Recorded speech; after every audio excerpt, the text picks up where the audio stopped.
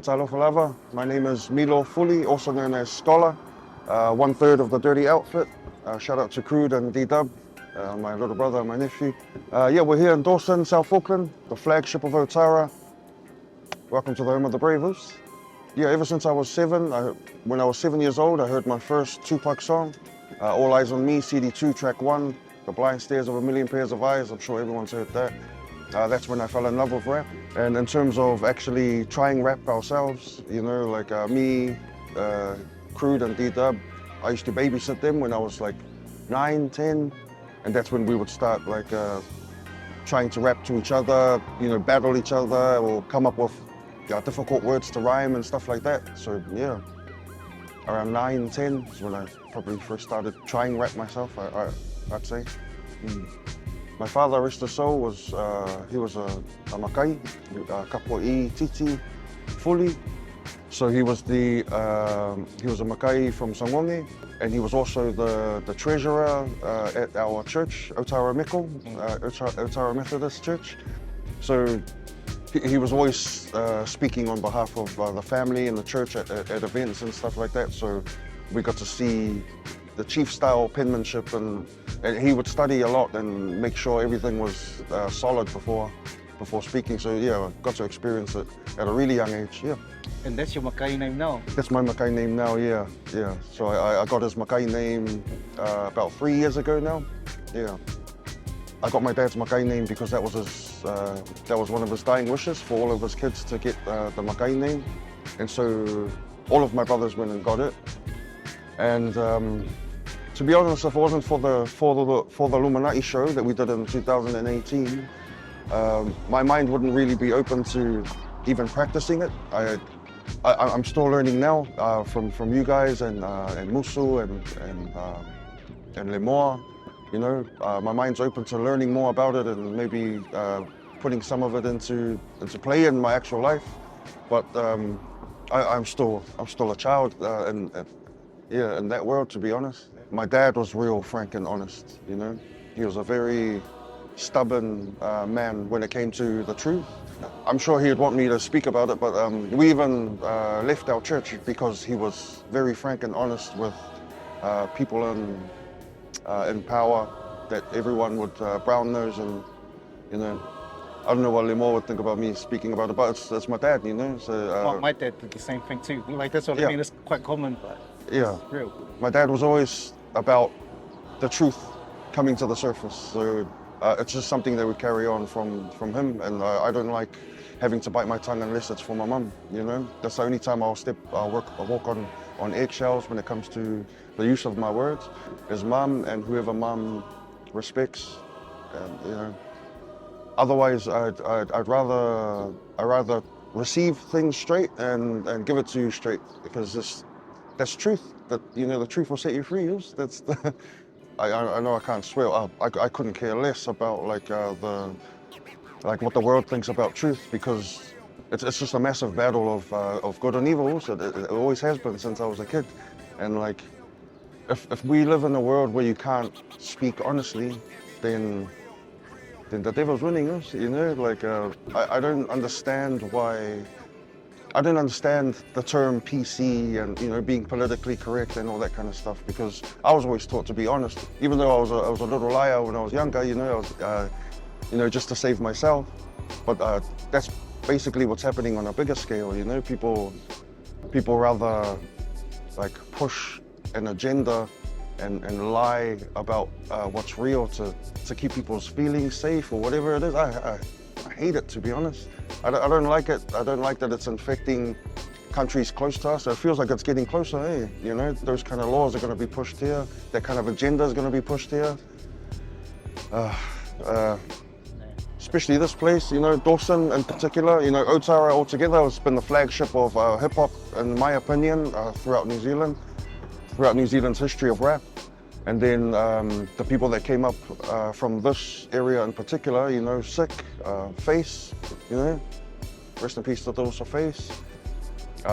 Those guys are all about just being brutally honest about, you know, they'll chuck in the bravado and the boasting about the area we're from, but it's because the area we're from made us honest about You know, what's real, what's not real, what's good, what's not good. It's just, it's more freedom and more liberty in the truth, you know? Yeah, you feel free. Hip-hop music is what speaks to that inner voice that, you know, that screams for truth and just facts, raw facts, you know? Like, no matter where it comes from in the world, hip-hop is like it's like a international language of raw, unfiltered truth, you know, with no concerns with being politically correct. It's always, it's similar to like any civil rights movement, you know, people getting punished for like fighting for the truth and the rights of others. It's, hip-hop always speaks to like people on the urchin level, the street urchin level, you know, the people that no one cares about, that the police don't care about, that the government forgets. You know, these power lines overhead, this shit's meant to be underground right now, but these could snap and kill us. It hasn't, yeah, they don't care about us. And like the heroes of like of hip hop internationally, you know, Pac, Big, all of them.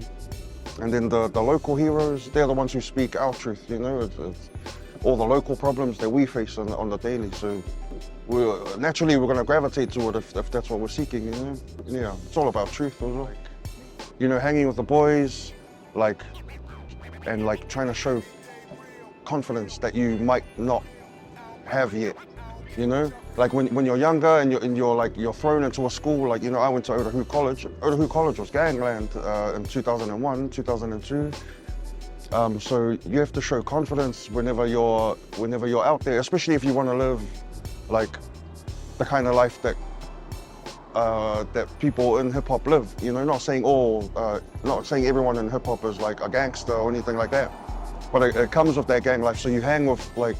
You hang with street guys and like you can't be standing there like a square and no one's gonna listen to you. You know, you have to project confidence in the way that you hold yourself. You know, even just the way you walk. I used to think about the way I walked. You know, so everything's a conscious like decision. So like you have to like show that you're confident through your movements and that, and then the trends come from. It comes from hip hop. It comes from like film culture, you know, dance culture, everything. It's all kind of melded into one thing. So there's a certain way that people speak in every different hood, every different generation. You know, might be different as well. My older brothers, they move differently to the way that I do, but it all comes down to, I think, showing your balls pretty much, you know, that you're confident, you're confident in what you say, and there's conviction in every word that you speak, so that people listen, you know. Well, because like say in a battle, the goal is always to, you know, demolish whoever it is I'm about to battle. So it's just like preparing for war, you know, like you want to like completely decimate somebody at the cellular level, so you got to find out everything about them. It's not so much like preparing like how I'm gonna like throw my hands or like stand or whatever. I think that comes naturally just from growing up in an area like this and hanging out with the people that I've, you know, that I'm friends with. But all the rest is just about just having a purpose, having a goal, to just completely kasali someone. And I think that preparation in particular for that thing came from my mom. My mom's a school teacher, you know, I've mentioned this in podcasts before, and like she'll teach us a certain way to like study a topic, memorize a topic, you know, right down to when if you can teach something to somebody in a few sentences, then that means you know the topic inside and out. So I just take everything that I've learned in my life and applied it to whatever I want to be good at, and battle rap was just another thing. Yeah, you know, it's all for entertainment at the end of the day. But in terms of this project, it's for entertainment and education as well. You know, the preservation of knowledge, and like when people take themselves too seriously, that's when their feelings get hurt. You know, when you serve yourself so much, that's why people get offended. They can't like step outside of themselves and just look at like a music performance, a battle, or a piece of art, and they can't get over themselves and just appreciate it for what it is. That's what you're seeing in the comment section, you know? It's people expressing their opinions like it's the end-all opinion that everyone has to agree with. People are scared to have, people hate having people disagree with their opinion, you know? Everyone's scared of discussion. But, you know, it gives whatever piece of art like publicity, good publicity, bad publicity, it doesn't matter. People are just conversating. I think that's healthy, at least. But when it gets too serious and people are like threatening people's lives over some comment online, I think that's just, it comes from a cowardly hearted place, you know? They got to work on themselves for things like that, you know? That can't be explained in a few sentences, you know? Like that just comes from being like a student of rap, you know? Because I loved it so much. The style that you see come from me would be what I've taken from Park, from Trish, from Big Daddy Kane, from Rakim, you know, the guys who I like, different things I like from different people. And it honestly is, it sounds cocky, it just comes naturally. Like all that's in mind is what I want to convey. You know, I really want this punchline to be impactful. So on the way there, I'm gonna pack it with as much shit to like get your ear, you know, like gravitating towards what I'm about to say, and then I'll hit with the punchline at the end. That's just my goal. However I get there, it's always gonna be different, but I'll be drawing from everything I've learned, just from loving rap. You know, it comes from passion, you know. I don't think anyone can sound good unless they're actually passionate about what they're writing. Yeah. You know, because I love it, it's good. You're gonna hear it when I write something, because I actually love the shit. And do you feel like it's going back to, like hip hop is in that era where we're going back to bars, to lyrics, like a lot of the drops that have been... Yeah, you know, I'd love for the politics to just be stripped away and just everyone just to appreciate the art for me, you know, because then, yeah, we can just get back to good art, you know. That's what made me fall in love with it in the beginning. I'd love for hip hop to get back to that, because at the moment it's all politics, and like people care too much about the lives of the people that are saying these things. Is like they're artists, you know. Yeah. You know, Tretch, Naughty by Nature, he was like he was ahead of his time when it came to flowing like that. So that might have come from him. Even Rakim, he was ahead of his time. Like he's from the '80s, and he was rapping like better than some of the artists today. You know, it just might come from that. It's just whatever's pleasing to the ear, and just get my point across. You know, yeah. And that replay value. Yeah. Who are your favorite local rappers that influenced you coming up? Like from the hood or New Zealand? Local, whatever that means. Oh man, the local rappers, the people I mentioned, Sick, Face, Move, Poetic. You know, these dudes really, they made a massive impact in like the street culture of hip hop. And then just, you know, man, I don't know if I want to go on record and say it, because you know, rappers are meant to like Brown knows other rappers, but man, Tom Scott, I put him up on a like international level in terms of bars and stuff like that. If you strip away any stereotypes or politics or anything like that, he's just a good rapper. He's the man. Man, I think the parallels of both worlds have been like made obvious to me ever since 2018. You know, not everyone has had that many years to like sit and think about it, because you know, I did the show with you guys that long ago. Bro, the parallels are so obvious. I think that's why people from my culture are even like attracted to rap, or why they even gravitate to it, because it's in our blood, you know, like not rhyming in particular, but like metaphors and, you know, poetic like speeches and stuff like that. It's our fathers and forefathers have been doing stuff like that, and it's held in high regard in our culture of our ancestors. So we're naturally drawn to like beautifully written script, you know, like it's really attractive. And then my hopes with this project is for people to be more interested in our culture because of those parallels, you know, because that's what's happening with me right now. You know, like I mentioned earlier, I got my Makai name, but I'm a baby in that world, but I want to learn more, especially since I've done this project. I want people to be more curious about like our past and like just the beauty of our culture, and I hope this like brings more interest, you know. And then more, I've always looked up to as an elder, because he was an elder in my like he's like older generation from my church. You know, he was like in Vasenga Sefulu when I was still young, you know, like Vasenga Wha or something.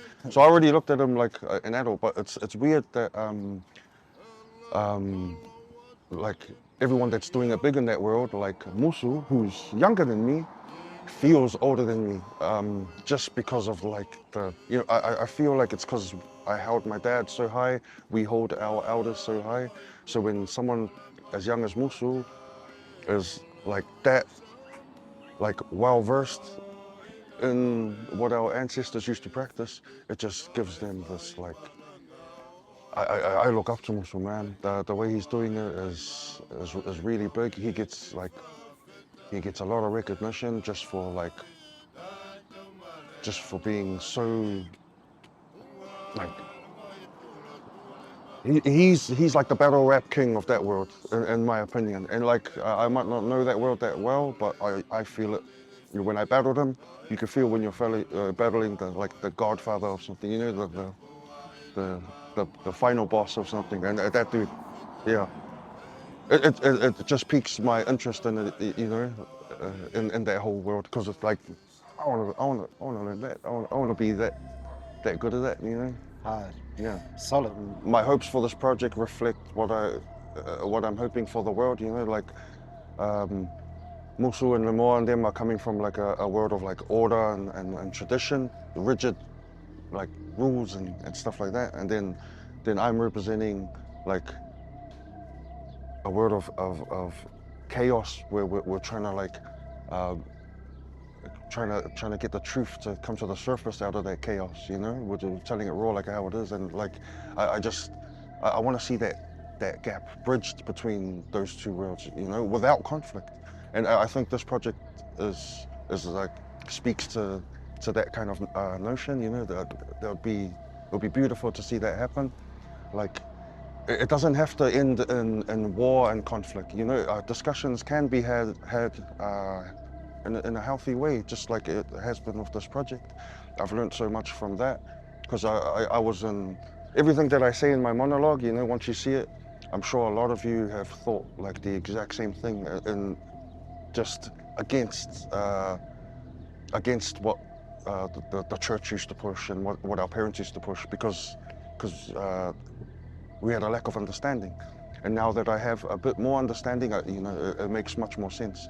And like that conversation can't be had unless, you know, we can stand there and just duke it out without any conflict, you know. Just a back and forth discussion. That's all the world needs, you know. It's not being done properly in these comment sections, because everyone just wants as many likes on their comment as possible. So someone will come with like something from that side and just be as rude as they can, and then the replies are even worse, you know. We need proper discussion from the top guys in every field, and I think this project is doing that. Like, not saying I'm one of the top guys, but I think I represent our generation well, you know. I'm from that remix generation that you always say, you know, like I can speak to the young dudes, but like, you know, I'm an old head as well. And then Lemoa and Musu, you know, they represent our fathers well, I think. And the conversation that's had in this project can teach people a lot about how they should hold themselves. Yeah. You know, my priorities have changed, you know, quite a lot. You know, I used to be all about myself and all about the grind, all about the money, just to provide for my family. But now, you know, I put family first. I put God first. You know, God's at the helm of my life now. So everything that I do is to glorify Him. You know, I've given my life to Jesus last year. You know, I've given up all my like selfish, self-serving ways. Everything's all about family, and yeah, I gym 5 days a week. You know, I'm building my body strong so that I can handle everything that gets thrown at me. And yeah, these kids, just trying to prepare them to like not make any of the mistakes that I've made. You know, I can't say any of that on camera, but like everyone who knows, you know, that I've made heaps of mistakes, and you know, I'm paying for it now. I'm laying in the bed that I made, but yeah, it's just about God and family now. I think that's all we need in this world. Yeah. The only way to do that for me, when everything around you is crumbling, you know, is to start from within. That's how you know what's real. Whatever's written on your heart, that's what's real, you know. No matter what happens outside, nothing outside of you should be able to influence you if you're in touch with, like, you know, within yourself. If you know what's written on your heart, if you know what's important to you, and you don't let anything outside influence that, AI and none of that can change that. You know, that's tattooed on your soul. You know, just look within. Look within when everything outside of you is looking crazy and fake, and yeah, man, you'll know what's real when you look within. Yeah, it's all right there.